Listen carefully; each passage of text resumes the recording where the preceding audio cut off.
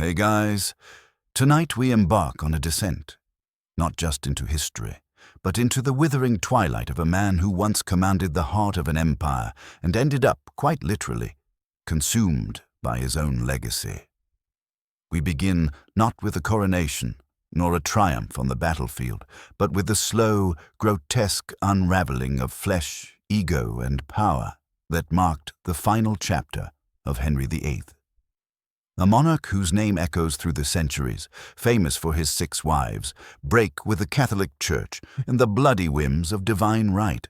But beneath the portraits and the pageantry, behind the crimson velvet of court life, there was a body decaying in real time, one that would become the centerpiece of whispered horror and reluctant awe. So before we truly begin, make yourself comfortable, but not too comfortable. Dim the lights.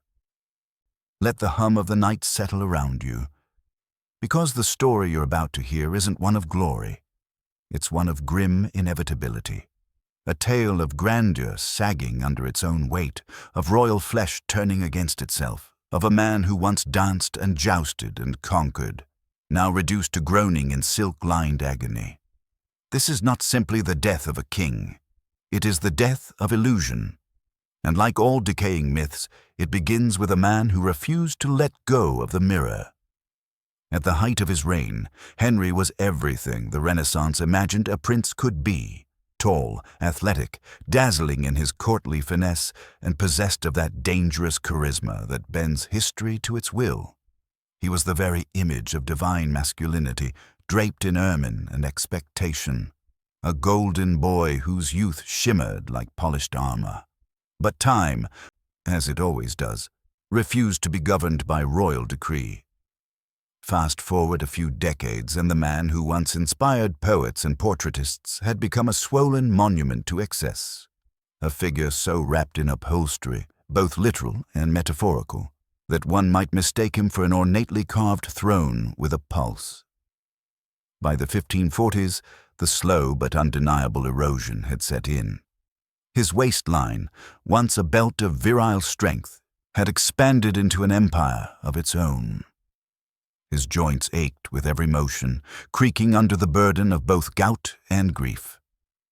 The years had not simply passed, they had attacked, and the Henry that now sat glowering beneath his royal canopy was not the gallant figure remembered in tapestries. He was a man imprisoned within himself, trapped in a failing body, yet still expected to radiate the vigor of divine kingship. His physicians, those unfortunate men who hovered around him like anxious moths, tried desperately to preserve the illusion. They stitched and bandaged, drained and soothed, their treatments both expensive and exasperatingly futile. They were not so much healing a man as maintaining a legend, because the king, despite his obvious agony, had to appear eternal. His portraits remained loyal even as his body betrayed him, depicting him as robust, virile, with eyes blazing not with pain but with holy resolve. But behind the canvas, the truth was far less flattering. The king's legs throbbed endlessly, plagued by ulcers so severe they gave off a stench that seemed to precede his arrival. He couldn't climb stairs, he couldn't ride a horse, he could barely rise without assistance, and yet the world was forbidden from acknowledging it. This was no ordinary decline. It wasn't a gentle fade into obscurity. It was a royal implosion witnessed by an entire court, forced to pretend they saw nothing. Servants prayed not to be assigned leg duty. Courtiers smiled while standing upwind, and all the while, Henry, once the embodiment of power and promise, sat motionless in his ornate chair, festering from within, his divine image held together by ceremony, denial, and the silent horror of those who served him. And that is where our story begins. To understand the true tragedy of Henry VIII's final years, one must first understand his body, not as a symbol of monarchy, but as a battlefield. Every inch of flesh was waging a silent war, and every wound became a reminder that even kings are mortal. It was not merely that Henry had grown overweight. He had become physically monstrous in ways that even his finest tailors could no longer conceal. Beneath layers of brocade and fur, something was rotting, quietly and unapologetically. The transformation had begun years earlier, with what might have seemed like a minor incident, a jousting injury during his 30s. But in the cruel arithmetic of time and negligence, that injury blossomed into something far more sinister. A wound on his leg failed to heal properly, and from that point on, his body began to betray him. The ulcer that formed was not just a medical problem, it was a wound that symbolized decline. And as it deepened, it brought with it not only infection and swelling, but the unbearable reality of decay. Oozing, festering, smelling.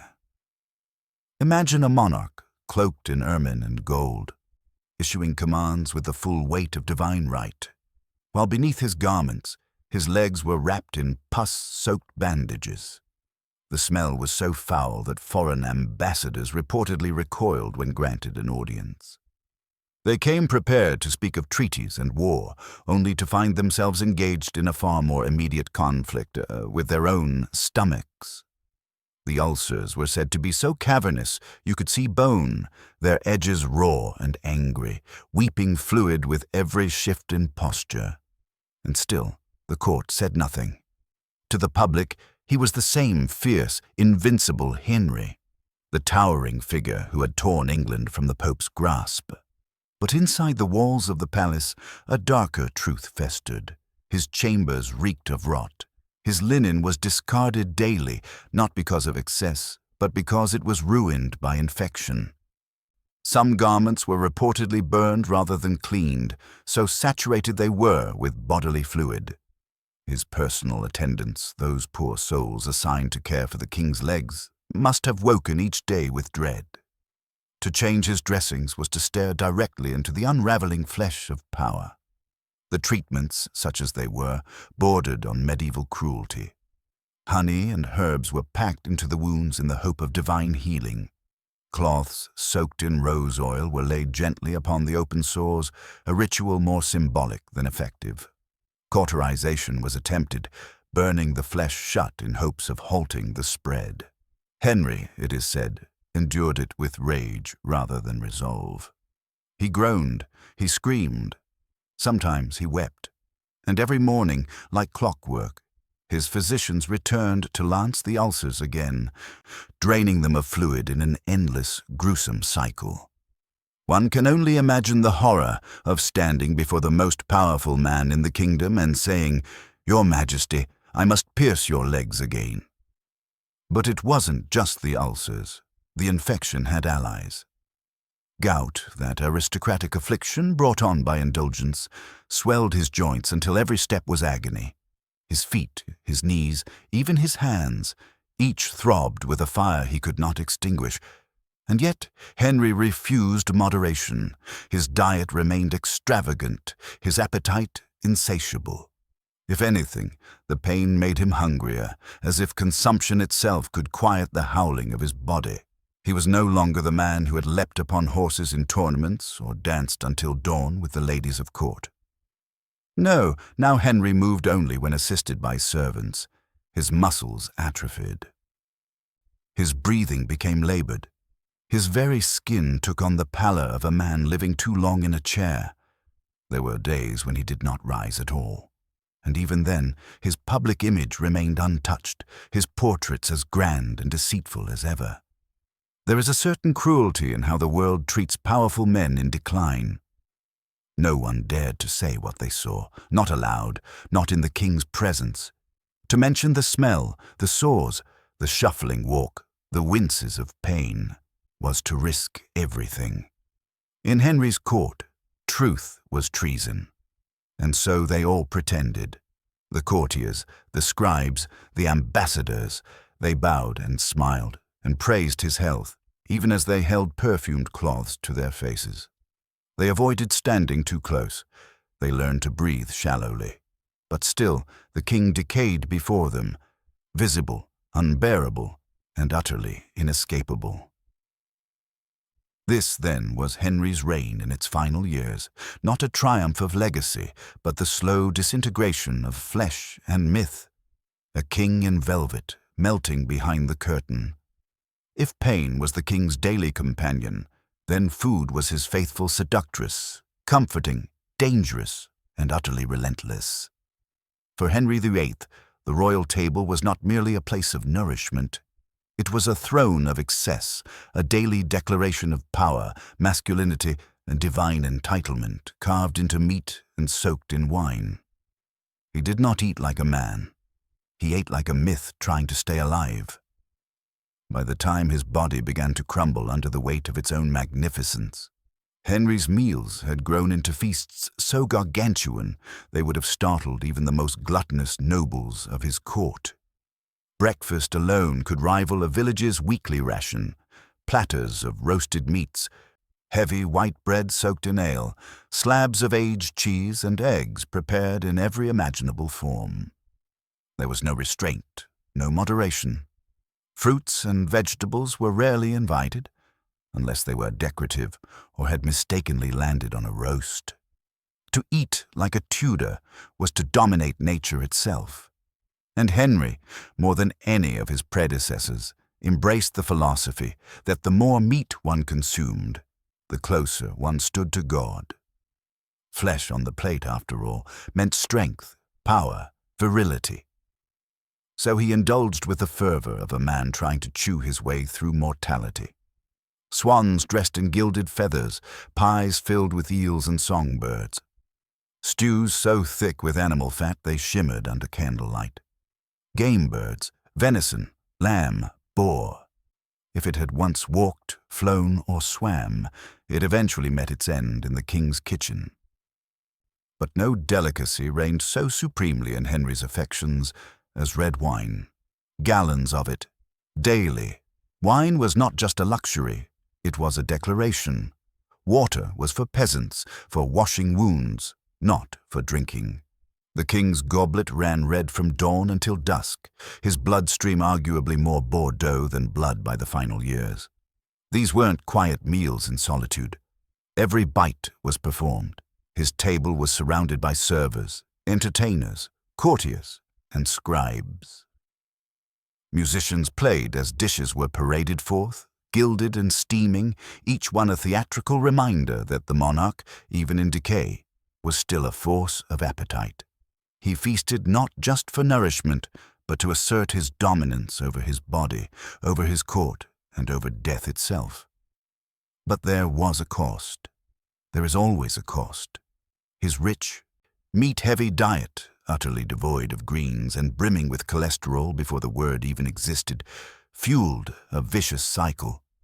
More food meant more weight meant more pressure on his ulcerated legs.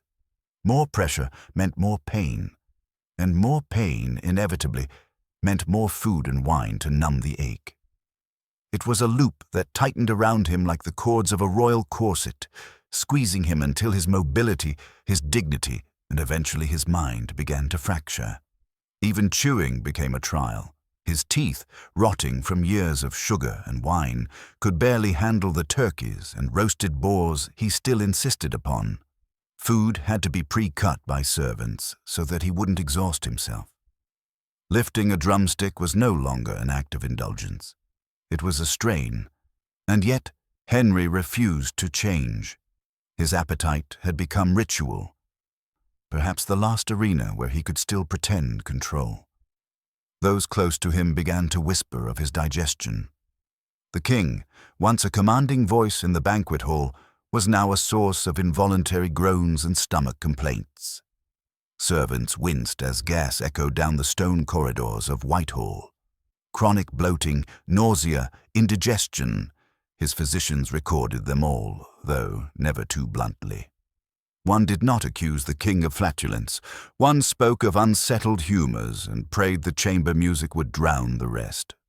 Still, no one dared take the food away. To question his diet was to question his authority, and to question his authority was to place your neck dangerously close to history's most infamous acts. So the kitchens continued to roar. The spits kept turning.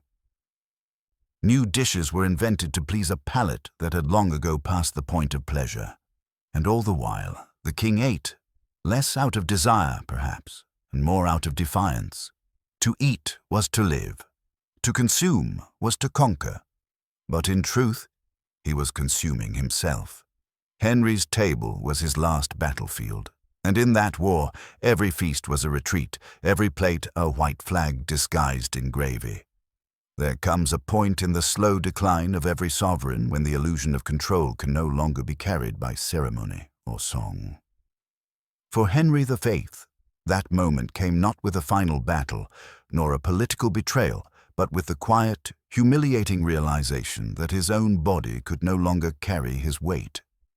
By his late 40s, the king who once thundered through tournaments and galloped across hunting fields had become all but immobile. And it didn't come quietly. It came with pulleys, engineering, and whispered shame. To rise from bed became a royal production. No fewer than half a dozen attendants were required to assist him each morning, lifting, bracing, hoisting. They murmured soft words of encouragement as if coaxing a beast from slumber, not a monarch. Furniture had to be adapted. Rooms restructured. What had once been chambers of authority were now redesigned as sites of bodily maintenance.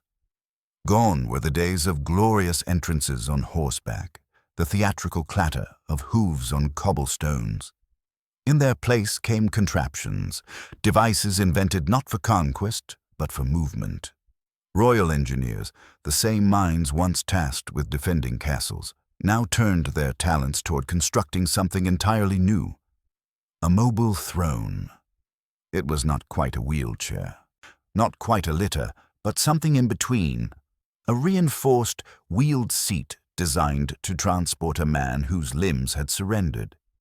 There are accounts of a hoisting mechanism, a sort of crane rigged to lift the king from bed and lower him into this mobile seat. The sight must have been both awe-inspiring and deeply tragic. For a man who once embodied the strength of a nation, to require such an apparatus to move through his own halls was a cruel irony.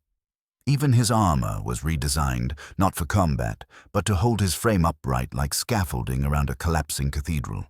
And when, on rare occasions, he demanded to mount a horse, whether for appearance or nostalgia, it required even greater spectacle. A mechanical lift was assembled to raise his body into the saddle. The animals, trained and loyal, stood firm. But one can only imagine what passed through their minds as a 300-pound monarch was lowered onto their backs like a living monument. There are rumors, perhaps exaggerated, that one such horse buckled under the burden, an accidental metaphor for an entire kingdom's anxiety.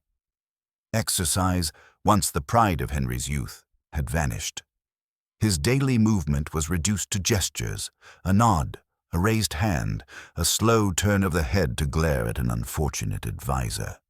Physicians, with the desperate optimism of men trying to outrun time, encouraged gentle walking. Just a few steps a day, they pleaded. But Henry was not a man inclined toward moderation. If he could not move with the grandeur of a king, he preferred not to move at all. The consequences of this stillness were catastrophic. Circulation stagnated, the ulcers worsened, inflamed by the constant compression of flesh on wood and fabric. His digestive system, already taxed by his monstrous diet, grew more volatile. His mood, once legendary for its mercurial swings, now hardened into a permanent state of sullen volatility. He was angry, often irrational and terrifying in his helplessness, and yet, through all of it, the kingdom carried on, dragged behind a monarch who was no longer walking, no longer riding, no longer leading by motion, but by sheer force of historical momentum. Ceremonies were shortened, audiences restructured, rooms redecorated so that the king need not climb stairs or even rise from his chair. If the throne room had housed a treadmill, it would have been purely symbolic, perhaps used to rotate a pig for roasting, rather than encourage royal steps. Still, no one said aloud what everyone knew. The most powerful man in England had become a prisoner of his own body. His immobility was not just physical, it was political. Every move required planning, every appearance a performance, and beneath it all was a man who could no longer stand, both in posture and in power, without being held up by servants, straps, and lies. This was no longer rule by divine right. This was rule by inertia. By the final years of his reign, King Henry VIII no longer needed to be announced when entering a room. His presence preceded him, literally. The scent arrived first, creeping through corridors like an ominous mist, curling around tapestries and wilting the air.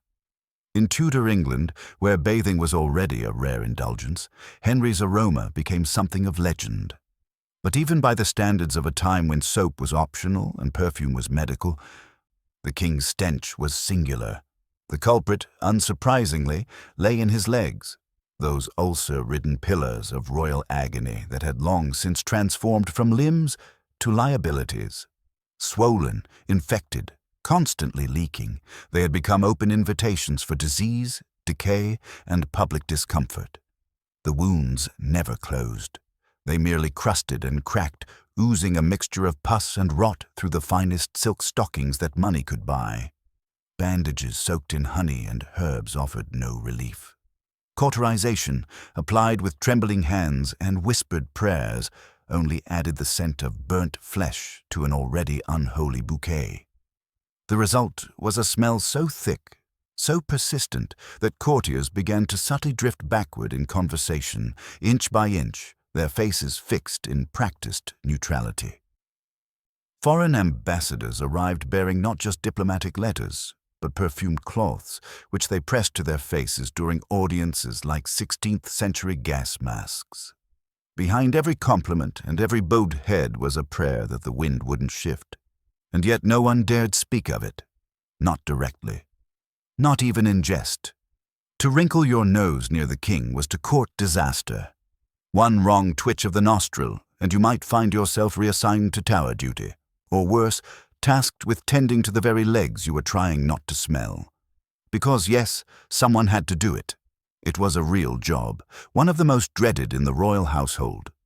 Tending the ulcers. Day and night, servants approached his legs like battlefield surgeons, armed with poultices, linens, and the desperate hope that this time, maybe this time, something might help. It never did. The smell returned, stronger, darker, as if it too had declared itself sovereign. It seeped into the upholstery, the curtains, the very stones of the palace.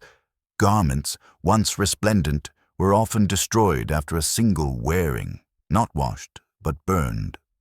Not out of superstition, but because no amount of scrubbing could cleanse the king's presence from the cloth. And so Henry began to layer, fabric upon fabric, velvet, silk, wool. Rich textiles that once signaled power were now used as insulation, an attempt to trap the decay beneath, to mummify the problem rather than solve it. His body became a mausoleum he carried with him, dressed in splendor but hiding rot beneath every seam.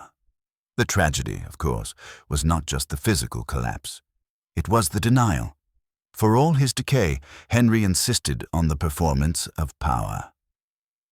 He would not be pitied, he would not be diminished, and so he sat on his throne, cloaked in scented oils, his face painted in confidence, even as his body betrayed him with every breath. Behind the curtains, attendants whispered, doctors despaired, nobles exchanged rumors, but in front of the king, all was ritual, formality, pretense. His throne room was no longer a place of statecraft, it was a theater of maintenance, and everyone in it was acting. But not even pageantry could stop the smell. It clung to him like memory, it stained the air, it reminded everyone that beneath the jewels and the divine right was just a man, bloated, broken, and quietly dissolving. A man whose own body had begun to confess what no one else dared say. If the body of Henry VIII had begun to fail, then his mind followed soon after, but it did not go quietly. It unraveled with fury, with grief, and with a terrifying unpredictability that shook the walls of court more deeply than any foreign threat.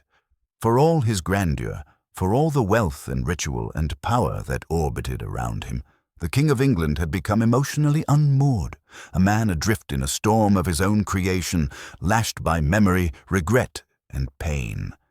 His mood could swing with the force of a guillotine.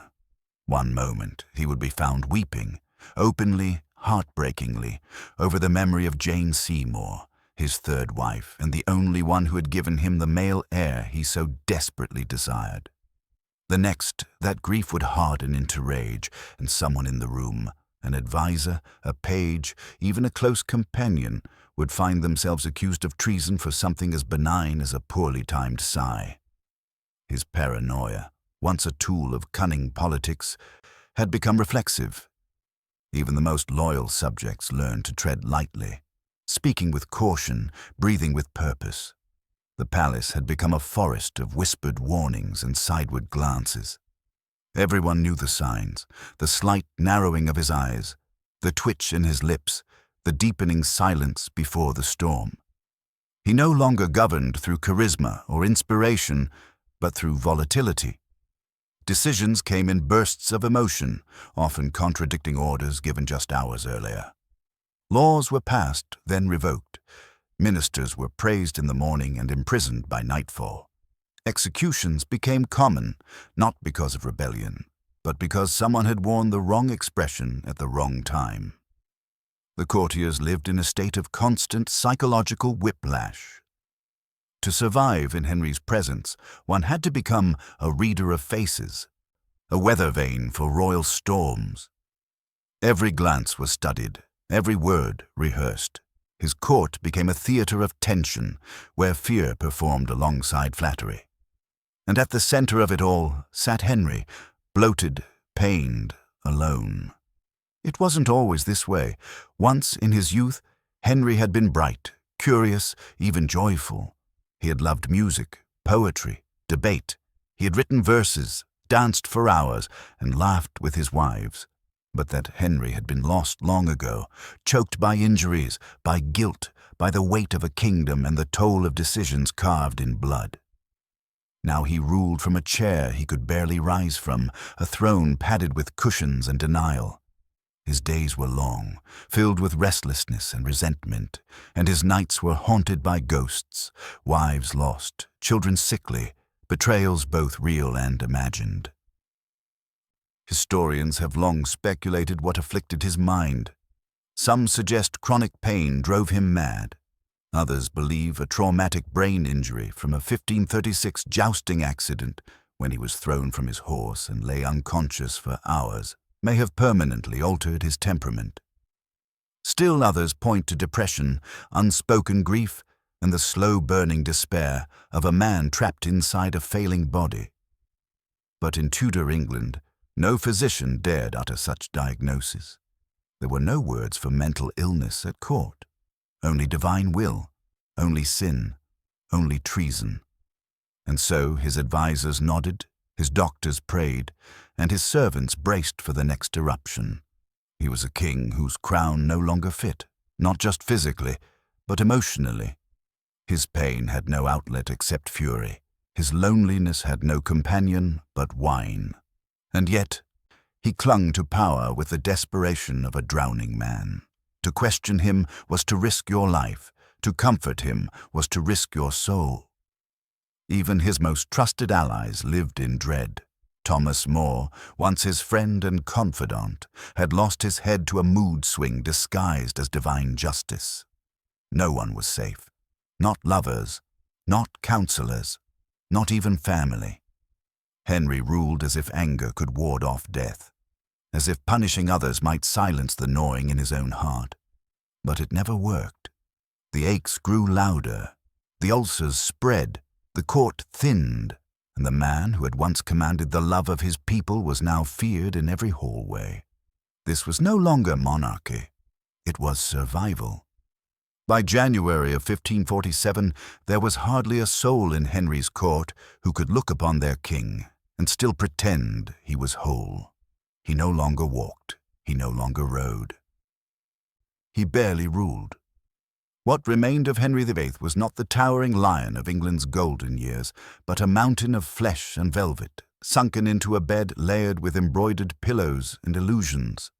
But in Tudor England, it was treason to say so, to speak aloud that the king was dying, regardless of how clearly his body said it for him, was to risk one's head.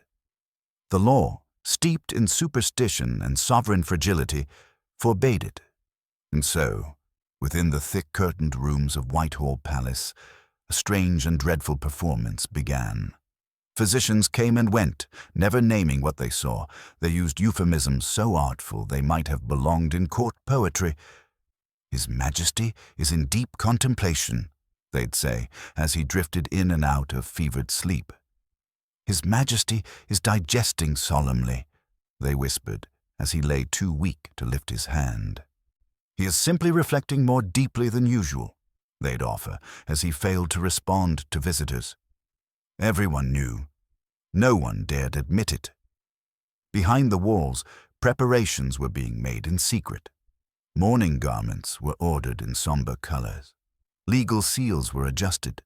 Nobles maneuvered with cautious haste, rereading wills, eyeing alliances, preparing for a power vacuum they could not name aloud.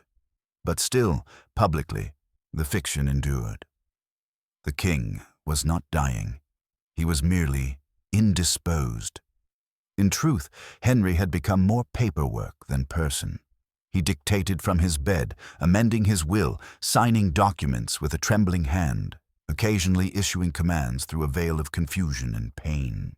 His breath came in laborious sighs. His legs were swollen beyond recognition. His appetite, while still larger than most, had slowed. But he clung to routine as if each order signed might delay the inevitable.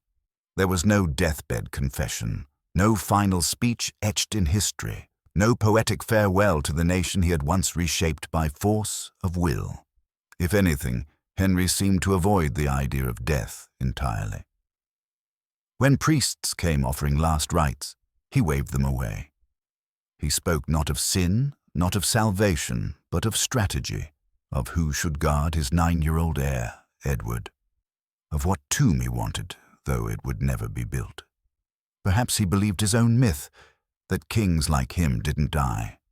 Perhaps he knew the truth and simply refused to give it oxygen, and so the world around him held its breath. When at last, on January 28, 1547, Henry VIII breathed his last, no trumpets sounded, no proclamations rang through the city. Instead, the room fell into the most dangerous silence of all, the silence of uncertainty. No one moved, no one dared speak. It was illegal to declare the king dead without formal authorization. Even as his body lay still and cooling, those present pretended, out of fear, not reverence, that he was merely sleeping. Doctors stared at one another. Courtiers looked at the floor. Clergy whispered prayers they dared not name. Eventually they agreed. Say nothing. Not for mourning, not for ceremony, but for political survival. The machinery of succession had to be readied. The boy King Edward needed to be shielded. The court needed to secure itself before the world outside could know that England's great lion had finally fallen. And so Henry VIII, whose voice had once thundered through every hall of power in the realm, passed not in glory, but in orchestrated quiet. His death was not announced, it was arranged. A king so feared, so swollen with myth and mass, that even in death no one dared speak his name in the past tense. When Henry VIII finally stopped breathing, the silence in the room was deafening, not in mourning but in uncertainty. No one dared speak the word dead, not yet, for to utter that the King of England had died, even with his breath stilled and his flesh already cooling, was an act of treason unless officially sanctioned. And so, for a time, the most powerful man in the land remained, technically, alive. Ministers whispered, physicians stepped back, courtiers stared at the walls. In that vacuum of truth, something stranger still began to unfold. because the body was not done. Henry's corpse, like his reign, refused to proceed with dignity. From the moment his heart stopped, nature accelerated. His was not the death of a frail man slipping quietly into stillness. His was the death of a massive, infected organism already teetering on the brink of collapse, and the body responded accordingly, with heat, gas, and rot. At over 300 pounds and riddled with infections, ulcers, and internal inflammation, Henry's remains began to decompose rapidly. In the cold halls of Whitehall, embalmers worked in haste. But this was not an age of refrigeration or modern preservation. Their tools were rudimentary: spices, resins, linen wraps. They packed the corpse with cloves, myrrh, and cinnamon as if seasoning a royal roast. They wrapped him tightly in ceremonial cloth, layered and bound, in hopes of containing what could not be stopped. The hope was a body that would lie in state, noble and solemn. What they got instead was a disaster in slow motion. Fluid began to seep, at first subtly, then defiantly. The coffin, hastily constructed to house the immense corpse, was not built for pressure, not for gases, not for Henry. His body expanded. Gases collected inside him like trapped storms. The wood swelled, then cracked, and soon a dark liquid began to weep through the seams of the casket, staining stone floors and silencing even the most devoted royal handlers. The smell, unholy, enough to turn even seasoned servants green. The aroma of spices did not stand a chance. No amount of frankincense could mask what was emerging. And then came the dogs. At one infamous stop along the funeral procession, Sion Abbey, observers claimed stray dogs were seen licking at the fluid leaking from the king's coffin. A horror so graphic, so poetic, it became whispered legend. Whether fully true or not, the story endured.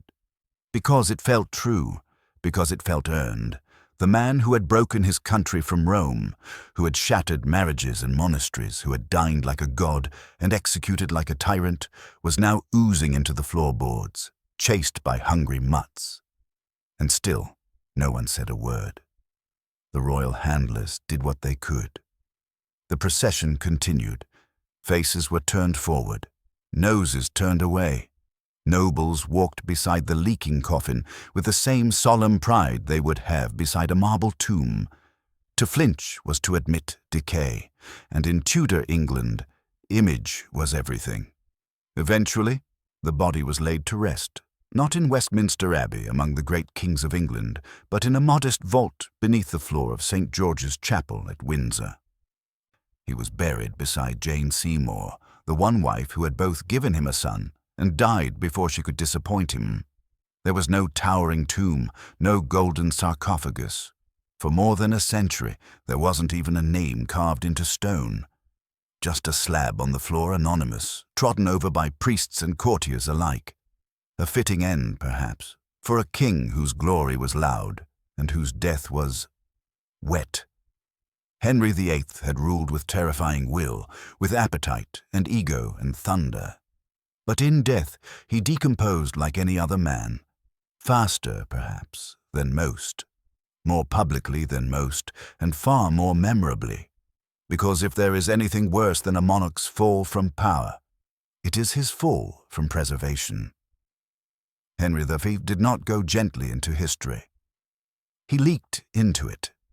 For a man who had rewritten the spiritual map of England, who tore an entire nation from the grip of Rome with nothing but sheer will and an appetite for sovereignty, one might expect a resting place to match such titanic ambition. A towering monument, perhaps, gilded angels, marble effigies, something that would echo through eternity and declare, "Here lies Henry VIII, King of Kings." But that is not what history gave him. Instead, Henry VIII, warrior, reformer, executioner, glutton, lover, was buried quietly, humbly, beneath the stone floor of St. George's Chapel at Windsor Castle. There was no monument, no statue, no inscription carved in triumph. Just a lead-lined box, slid into the earth like any other, beneath a plain slab of stone that, for over 100 years, bore no name. There, in that shadowed crypt, lay the man who once ruled with thunder in his voice and blood on his hands. A king who had declared himself the supreme head of the Church of England, who had imagined a dynastic tomb that would rival the saints themselves. Instead, he was interred beside Jane Seymour, the only wife who had given him a son and the only one spared his wrath. Perhaps that was the cruelest symmetry of all.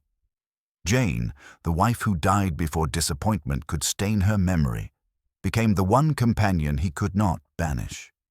In life, he had married 6 women. In death, he lay beside only one. The grand tomb he once commissioned, never completed. Designs were drawn, plans discussed, sculptors consulted.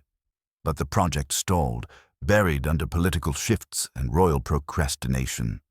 Henry, the obsessive micromanager, had left behind scrolls of instructions and dreams of marble tributes. But when he died, the will to honor those dreams faded quickly. The money dried up. Priorities shifted. His body was buried, and his tomb remained imaginary, a ghost of grandeur. It is said that, in time, even the slab above him went unmarked.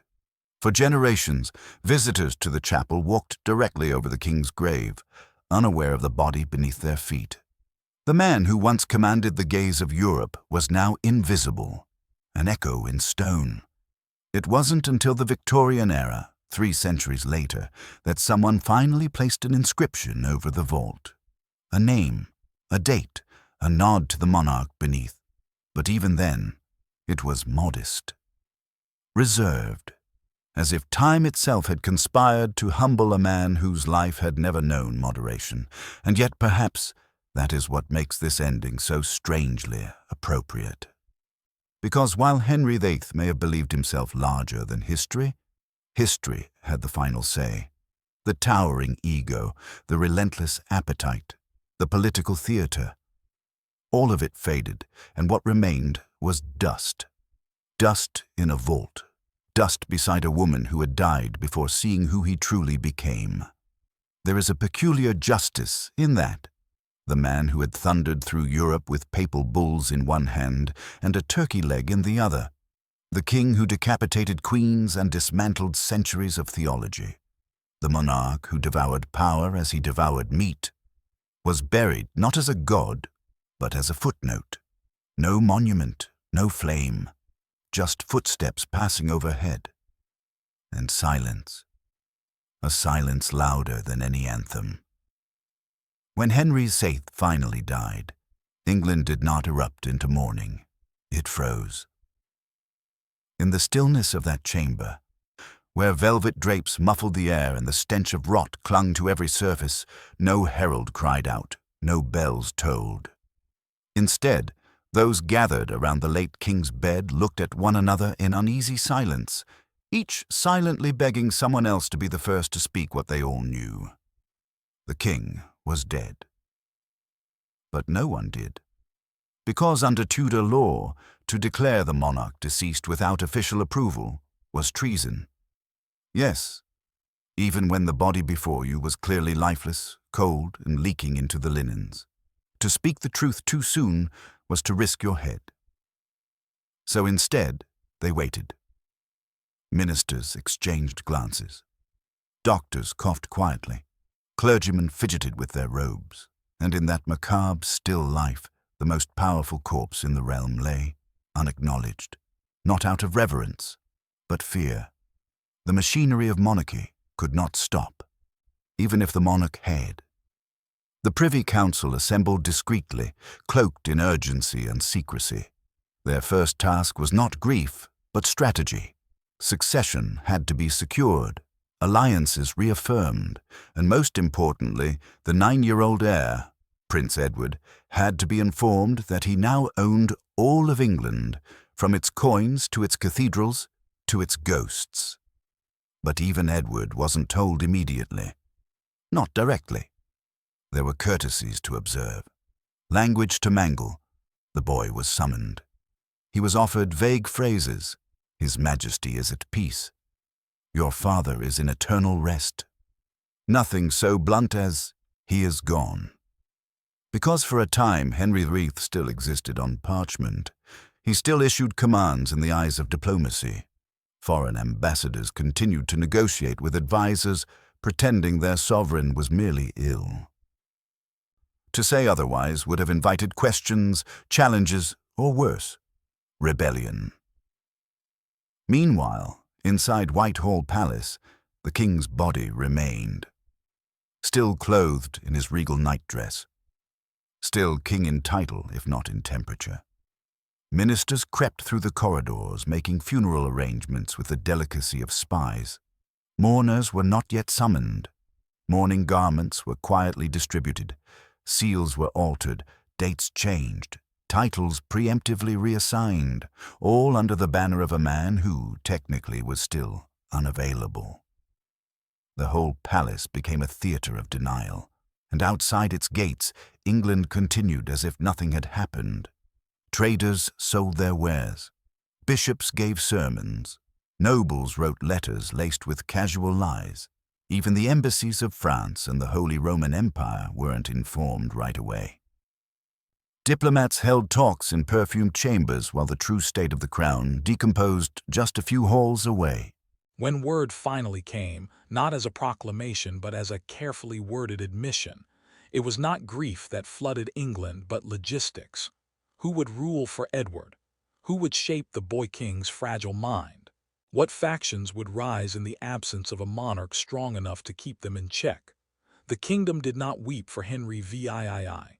It braced for what came next, because now the throne belonged to a child, a pale, scholarly boy with thin wrists and too much responsibility, a boy who had never ridden into battle, never tasted betrayal, never issued a single order that carried the weight of death.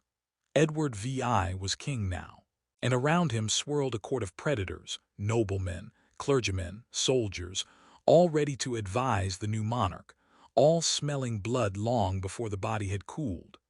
As for Henry, his absence was never truly announced. It was implied, whispered, absorbed into the rituals of state like a stain beneath the velvet.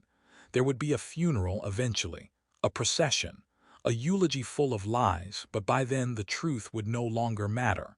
The king was gone, and England, as always, pretended not to notice, until it had to. For a monarch who had once declared himself the supreme head of the Church of England, who had dissolved monasteries, rewritten scripture by decree, and wielded theology as a sword, Henry VIII approached death with a spiritual silence that bordered on defiance. There was no dramatic final prayer, no plea for forgiveness, no candle-lit confession whispered into the robes of a priest. Instead, there was paperwork.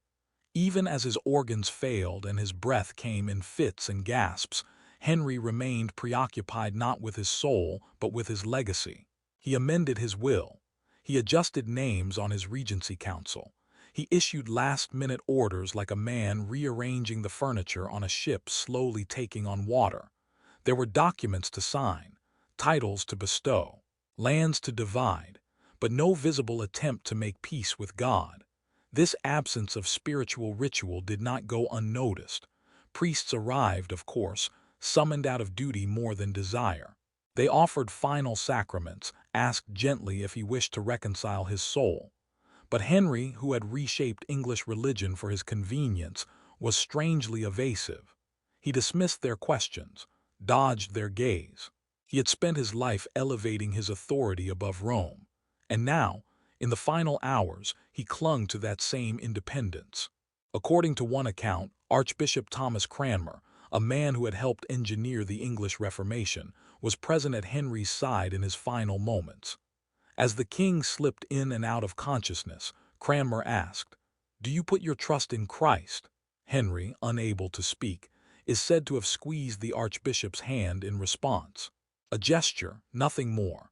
Was it a confession, a farewell, a simple muscle twitch? No one knows, and that ambiguity has haunted his death as much as his life. The man who had broken the Catholic Church in England, who had executed friends and wives in the name of divine will, offered no clarity in the end. No poetry, no humility, no absolution. He died as he lived, in control, even in silence. There were priests at his bedside, but they were ornamental. They brought robes and rituals, but the man before them was already unreachable. Henry had made a kingdom bend to his spiritual desires. But when the time came to face eternity, he offered no repentance, only a twitch of the hand and a kingdom in administrative limbo. It's tempting to imagine some cinematic ending, a whisper of regret, a tearful monologue, a soft apology to the daughter he once declared illegitimate. But history offers none of that. There was no sorrowful reflection, no mention of Anne Boleyn or Catherine of Aragon, or the tens of thousands who suffered from his decisions. No final breath shaped into meaning.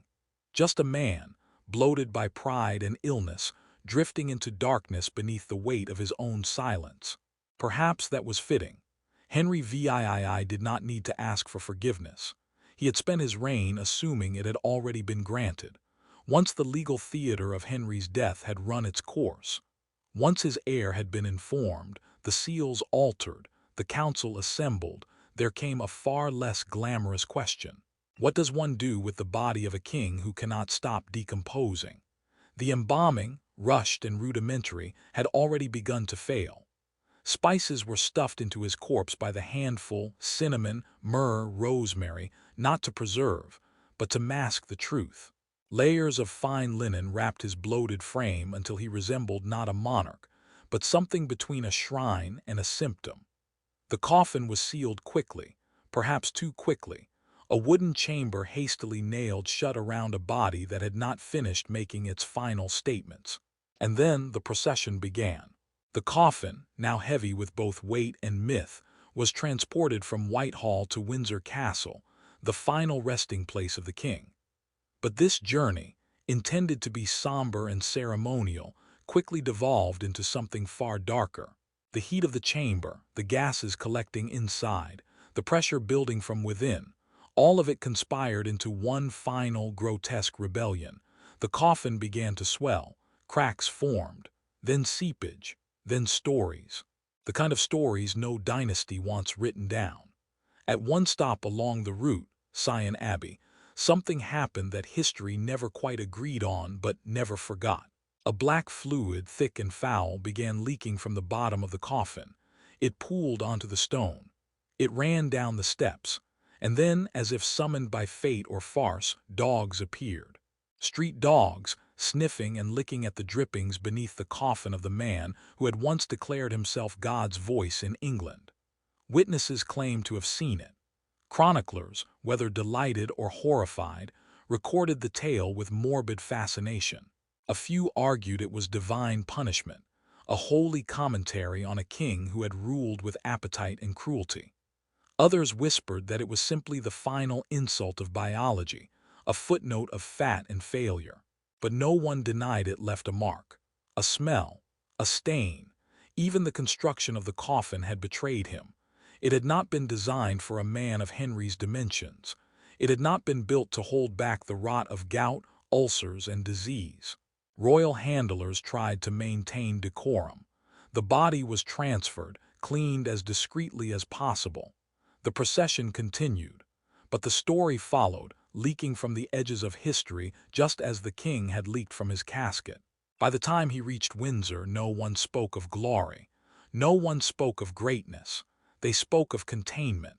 And in the end, he was buried not in splendor but beneath the floor of St. George's Chapel in a crypt beside Jane Seymour. There was no triumph, no crowds, no gilded crown atop the coffin. Only the quiet shuffle of feet above his grave and the thick weight of centuries slowly descending over his memory. For a man obsessed with control, his final journey was anything but. He had dreamed of monuments, marble spires, angelic hosts carved in alabaster. But what he left behind was legend, not for how he lived, but for how he died. Slowly, publicly, and with no small amount of leaking. When the massive, sweating coffin was finally lowered into the vault beneath St. George's Chapel, it was not the resting place Henry VIII had imagined. Not by a long shot. There was no cathedral bearing his name, no golden effigy stretching toward the heavens, no mosaic dome depicting his victories or his 6 wives in orderly submission. Instead, he was placed in a plain, lead-lined box beneath the floor of a royal chapel, a crypt that had once been designed to hold him temporarily. He was buried next to Jane Seymour, not Catherine of Aragon, his first queen, not Anne Boleyn, whose head he ordered separated from her body, not Anne of Cleves, who outlived him, not Catherine Howard, whom he had loved and then condemned, not even Catherine Parr, his final companion in old age. No, he was buried beside the one wife who gave him a son and conveniently died before she could disappoint him. Jane Seymour, the woman who had done in Henry's eyes what a queen was supposed to do, provide a male heir and pass quietly into memory. Together, their coffins shared the soil, though only one had ever been mourned sincerely. Henry's own grief for Jane had once bordered on obsessive. He had spoken of her with reverence, clung to her memory in paintings and jewels. And so, perhaps, it made a strange kind of sense that she was the one to welcome him into death. But still, there was no marker. For more than a century after his burial, there was no monument, no carving, no stone inscribed with Henry's name. Visitors walked unknowingly over the very place where one of history's most famous kings lay. Royal ceremonies passed above his bones. Tourists would later shuffle by unaware. His grand tomb, planned for years and never built, faded from memory like an unfinished command. And so, the man who had shaped the future of a kingdom, who had rewritten religious law, dissolved monasteries, reshaped the very nature of royal authority, was buried like a bureaucrat, like a moderately successful merchant, like a historical footnote in the chapel he never meant to occupy. Only in the Victorian era did someone finally see fit to mark the spot. An inscription was added, modest, functional, his name at last spoken aloud by stone. But by then, the glory he had so desperately tried to preserve was long gone, smudged by centuries of silence and scandal.